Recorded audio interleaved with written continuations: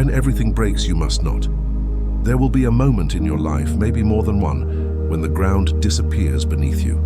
The job evaporates, the relationship dies, the bank account drains, the diagnosis arrives, and you realize no one's coming. No one's going to fix it for you.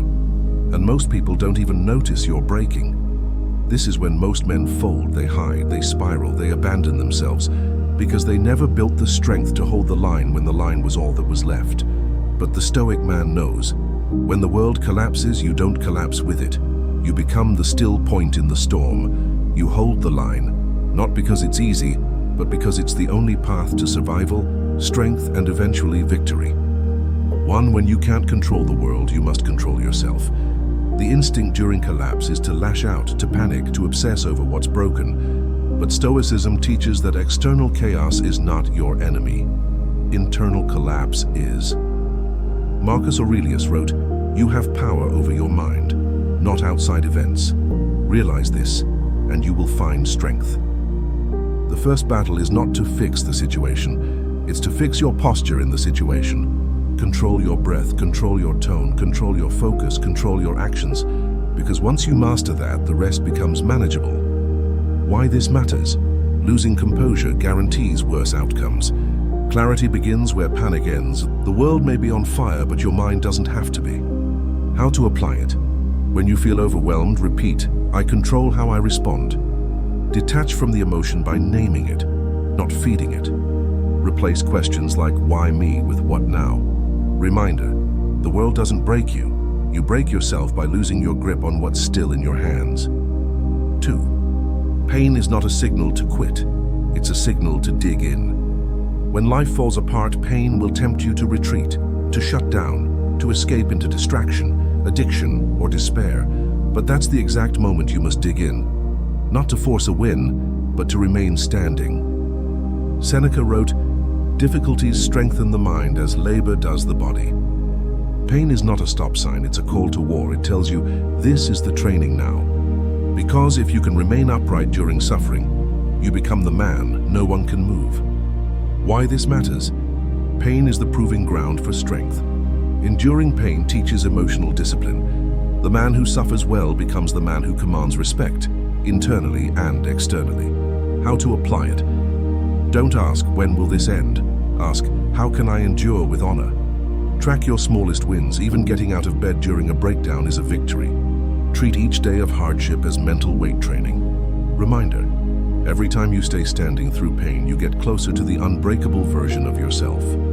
3. Abandoning yourself is the worst kind of collapse. It's not the event that ruins a man. It's the way he abandons himself afterward. He stops training, he stops journaling, he stops showing up for the people who still need him. He decides, "I can't." And that decision kills everything else. But the Stoic understands, you don't get to abandon your duty, especially when it hurts. Epictetus said, "If you want to improve, be content to be thought foolish and stupid." In crisis, you may look messy, you may feel broken, but what matters is that you don't quit on yourself. Hold your practices, hold your values, hold your word, because that is the foundation you'll rebuild everything else on. Why this matters? Self-respect is often the last lifeline in a storm. Losing your values during collapse leads to long-term regret. Your daily rituals are more critical when everything else is chaos. How to apply it? Choose one habit, just one, and don't let go of it. When your thoughts spiral, act instead. Discipline brings you back to clarity. Speak to yourself like someone who's worth saving, because you are. Reminder, the collapse only defines you if you collapse with it. 4. Don't seek pity, seek purpose. Hardship tempts you to make pain your identity, to tell everyone how hard it is, to get sympathy, to play the victim. But you don't need pity. You need a reason to keep moving. Marcus Aurelius reminded himself, "Don't let your imagination be crushed by life as a whole. Stick with the situation at hand." Pity offers short-term relief, but purpose offers long-term power. When everything falls apart, your purpose becomes your spine. Even if all it is for now is survival, you must say, "I am not what happened to me. I am what I choose to do next." Why this matters? Victimhood freezes action, purpose fuels it. Men without purpose drown in hardship. Men with it rise through it. Purpose gives pain meaning, and meaning gives pain endurance. How to apply it? Write a single sentence mission for the week. My job is to mai chiu, no matter what. When spiraling, ask, who needs me to stay strong today? Stop rehearsing what you've lost, start rehearsing what you still must do. Reminder, your pain is not your identity. Your response is. 5. Isolation is the enemy, but stillness is your weapon. When life breaks apart, men often isolate. They hide their struggle. They say nothing. They disappear. But isolation breeds darkness. Stillness, however, is different. Stillness is the conscious choice to face reality in silence, not to escape others, but to hear yourself clearly again. Seneca said, "We suffer more often in imagination than in reality." Stillness is where you sort the real from the imagined, where you stop reacting and start rebuilding, where emotion slows down enough for insight to rise. Why this matters? Isolation weakens, stillness strengthens. Recovery begins not with distraction but with reflection. Men who master stillness don't need chaos to feel alive. How to apply it? Set time to be alone, not to sulk but to recalibrate. Journal questions like, what am I still in control of? What's true today? Use stillness as a sharpening stone, not a hiding place. Reminder, don't vanish, retreat, reflect, and return sharper. 6. Your emotions are real, but they're not the ruler. When everything is falling apart, your emotions surge. Fear, rage, despair, shame, they scream for control. But the Stoic knows feeling emotion is not weakness. Being ruled by it is. Epictetus wrote, "It's not things themselves that disturb us, but our judgments about them." You must acknowledge the storm within, but you don't let it steer the ship. You become the observer, not the prisoner. Emotions are messengers, not masters. Let them speak. Then act from principle, not panic. Why this matters? The man who can feel without flinching is the most dangerous man in the room. Emotional chaos leads to poor decisions. Calm brings clarity. Strength is not suppression, it's command. How to apply it? When overwhelmed, pause and name the emotion without judgment. Ask, is this true or just a reaction? Anchor to principle. What does the man I want to be do in this moment? Reminder, feel it fully. Then act from values, not volatility. 7. You can't rush stability, but you can build it daily. When things fall apart, your instincts scream to fix it now, to rebuild everything in one heroic surge. But lasting strength doesn't come from panic. It comes from patience. Marcus Aurelius said, "No great thing is created suddenly." You don't need to be whole tomorrow, you need to be faithful today. Brick by brick, step by step. Through every doubt, every setback, every delay. Your job is not to sprint to healing. It's to stay disciplined long enough for healing to find you. Why this matters? Patience is the engine of all true strength. Desperation leads to poor rebuilding. Discipline creates solid foundations. What's rushed is rarely real. How to apply it? Set one priority per day. Execute it no matter your emotional state. Measure progress weekly, not hourly. Remind yourself, if I stay steady, life will catch up. Reminder, you're not falling behind, you're forging your comeback the right way. 8. Adversity doesn't disqualify you, it qualifies you. We often think that because life is hard, we must be doing something wrong. That struggle means failure. That collapse means weakness. But the Stoic man knows adversity is the test and the teacher. Seneca said, "Fire tests gold. Suffering tests brave men." You're not being punished, you're being hardened, molded, refined. The very weight trying to crush you is the same pressure that will forge your next evolution. You don't become the man you admire without the trials he endured. Why this matters?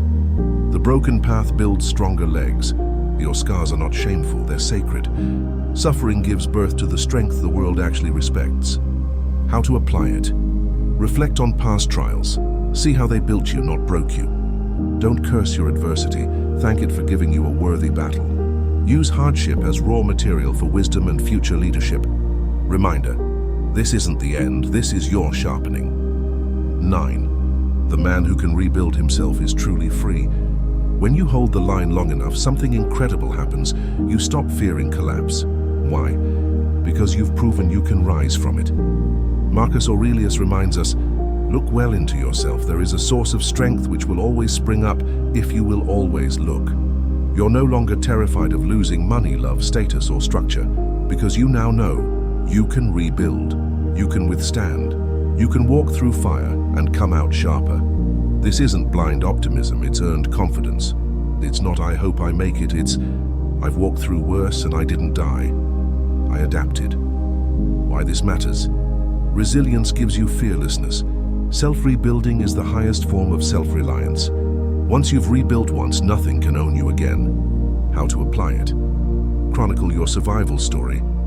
This is how I held the line. You see collapse not as death, but as rebirth. Say aloud when tested, this isn't my end, this is my origin story. Reminder, the man who fears no collapse cannot be manipulated or broken. 10. The line you hold today is the legacy you leave tomorrow. Your kids won't remember how much money you had when life fell apart. Your friends won't quote your temporary successes. They'll remember one thing. Did he stand or fold? Did he complain or carry? Did he run or remain? Did he lose himself or rise from the ruins? Seneca said, sometimes even to live is an act of courage. You are teaching everyone around you what to do when the world goes dark. You are shaping the story that will live longer than your body, and you are doing it right now by how you hold this moment. Let them say of you, he didn't flinch. He stayed steady. He endured. Then he built again. Why this matters? Your conduct in crisis will outlive you. Dignity in collapse becomes a generational gift. You don't need to be perfect. You just need to be present and unbroken. How to apply it? Imagine your future self looking back. What do you want him to admire? Ask yourself, what would I want my son or younger self to learn from me right now? Refuse to hand down weakness. Pass down strength by modeling it. Reminder, you're not just surviving this, you're building a legend through it. Final reflection, when the world breaks, become the wall. Every man will face a collapse, not just once, maybe several times. But collapse is not defeat, it's invitation. Invitation to rise through fire, to build from ash, to become the one man who doesn't fold while everyone else runs. When the world falls apart, you hold the line. Not because you're unafraid, but because fear doesn't control your feet anymore, because values beat circumstances, because you've become the kind of man who says, let it fall, I'm still here. And when the dust settles, I'll still be standing.